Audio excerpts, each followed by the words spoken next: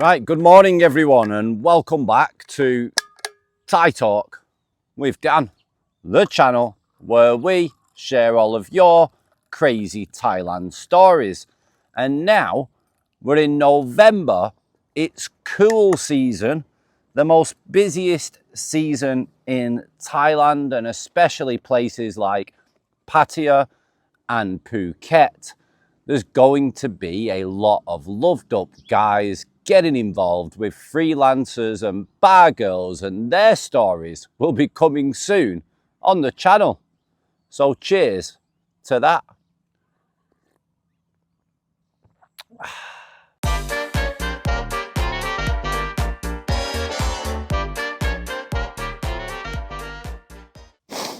I'm also full of a cold, guys, but I'm not going to make any excuses because we're going to get down and dirty with today's Thailand story. So let's begin.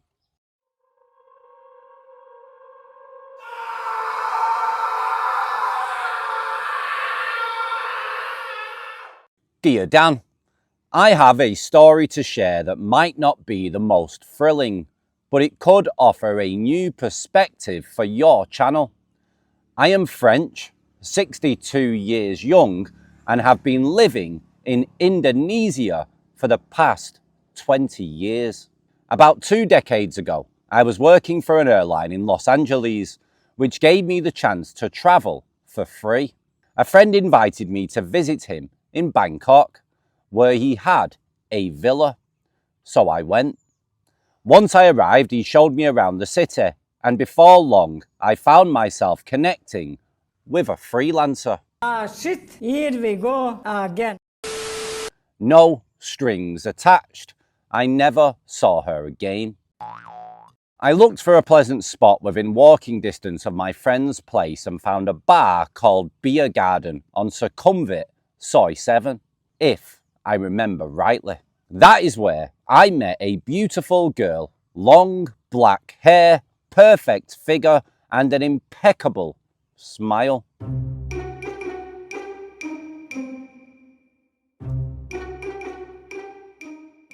We started seeing each other regularly. I used to fly to Bangkok every 2 weeks and grew quite attached. I remember one time when I missed my flight, I arrived 24 hours late, unable to let her know. To my surprise, she was waiting at the arrival gate for me. She smiled and said, "I waited a long time for you." I was puzzled, but touched.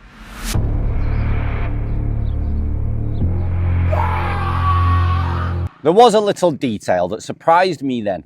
She would put toothpaste on my toothbrush at night, which I found charming. Thinking back now, maybe it was more symbolic than I realised. Money was never a problem, and I felt like the typical white knight, convinced I could save her from a difficult life, as many expats believe. She claimed to work at a travel agency, giving me a contact number, but it turned out to be a small booth in the bar with just a telephone.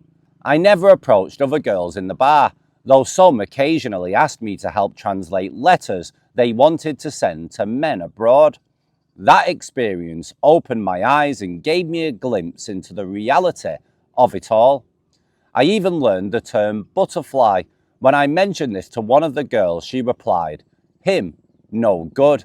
Him, butterfly Mac." When I pointed out that I'd seen her with several men in a few days, she responded, "Me, not same. Me, feed baby."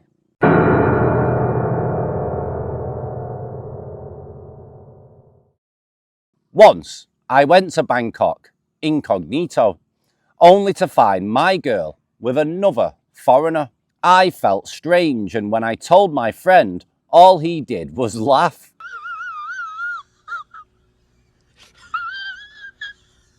Around that time, I was looking for business opportunities in import and export. My friend suggested I try Indonesia, mentioning that it was easier to navigate, the language was accessible, and they used the same Arabic alphabet. So off to Jakarta I went.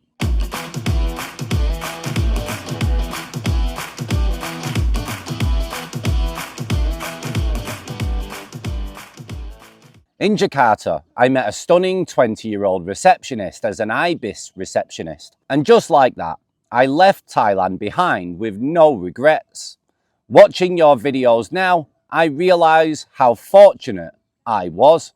This girl in Jakarta saved me from becoming another statistic in Thailand. I fell in love with Indonesia, the culture, the people, and how different the dating scene is here. The girls may look similar, but the mix of culture, environment, and religion makes a huge difference. I discovered your channel a few months ago, and I've been hooked ever since. I did return to Bangkok once and tried seeing a freelancer again, but I found it disappointing. After years in Indonesia, I saw how different it was. Thank you, Dan, for what you do. This letter is my way of showing appreciation and giving something back. Kind regards, Philippe. Right, thanks Philippe for sharing your short story on the channel. You was quite lucky, you got a taste of what Thailand can offer us foreign men. You escaped and you found your happiness in another country. So well done to you. There's going to be a lot of heartbroken men and battered wallets in Thailand this cold season. It's going to be absolutely mental. Now, guys, I do understand that you can forget what's really going on when you're in a bar in Pattaya or Phuket, for example, and some beautiful half-naked woman is speaking sweet to you and wanting to spend time with you and be with you and go back to your room. It feels like heaven, like a dream, but it soon turns in to a nightmare. Deus in nomine tuo salvo me fac, por iudicio tu, discerne cose mem, Deus exaudi orationem mem. So, stick to the 3-day rule or even the 1-day rule. Do not get emotionally attached and do not become invested financially into any of these creatures of the night. You've been warned. Enjoy yourself, have fun, and take home memories that will probably last a lifetime, dependent on what you get up to.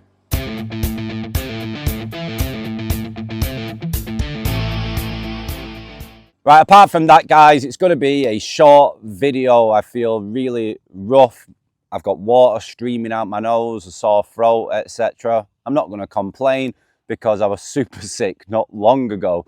So a cold isn't really that bad, but it just feels bad when I'm sat out here in the sunshine. So I'm going to get myself off back home and I'll probably do a little time-lapse video of my trip back home if anybody wants to see it.